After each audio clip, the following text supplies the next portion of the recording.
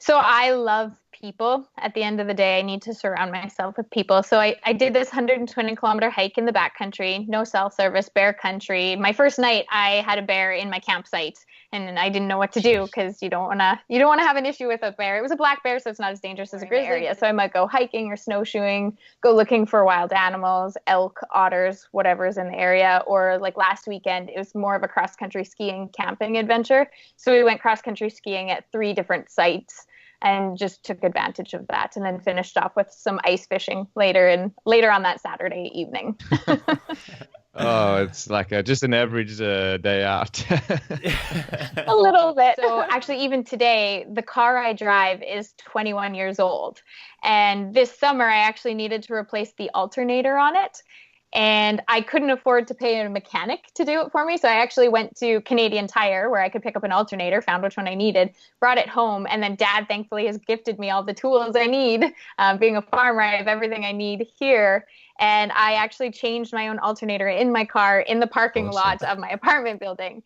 But Yeah. I needed to do that because that's how I save money for travel. So my car isn't the newest one. I live pretty frugally. I don't go out for coffees with friends, or very rarely. I don't go to eat meals. I'll instead say to them, hey, instead of a coffee, let's go for a walk along the river. And it saves both of us money. It's not just me. It saves them money too. So I made some tough choices. Yeah, do I want to go on this weekend trip with friends? Of course I do. Do I want to go to this concert? Of course. But I had to miss some of those because I knew the payoff would be worth it for me in the future. I want to consume experiences for my entire life. That is what makes me happy. That's what makes me fulfilled. I could be completely broke, but if I can have these rich experiences, it fulfills me, and then I'm happy. And so you don't need a lot of stuff. But I found that it's been a big struggle too because society says we need a lot of stuff. So they support me because they always have and they always will.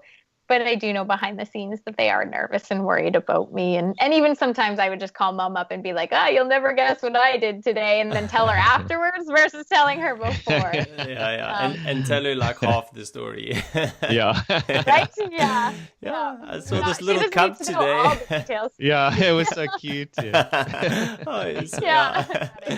I had a beaver that was acting really aggressive, slapping its tail on the water. I was trying to get water for supper, and it was after dark. And beavers have huge teeth, and they can be quite territorial. And then I ran into there's a total of six bears, several of them which were further away, but there was a mom and a cub on the trail. And the trees and foliage were so dense, I couldn't actually hike around them because they say either just turn around, hike out, or hike around them. And I was like 9 kilometers into this section, and I was running out of daylight. And there's this cub and this mom on the trail, and I stepped out, and her and I locked eyes. Like she saw me, I saw her. In this world that we live in with global warming and the severe weather storms, you think about your role in the world and in the environment, and even your role as a traveler. So how can I make a smaller footprint when I'm traveling? What are the choices I can make that will leave less of an impact?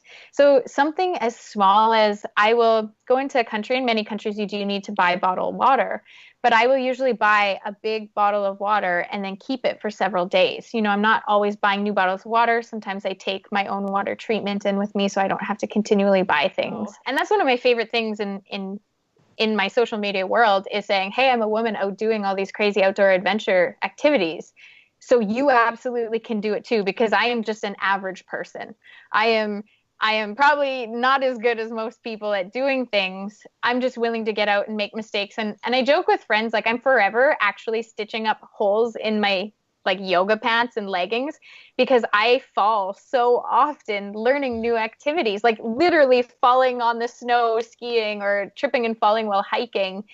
And I actually kind of love that because if you're not making mistakes, are you trying hard enough, right? Are you putting yourself out there and pushing yourself?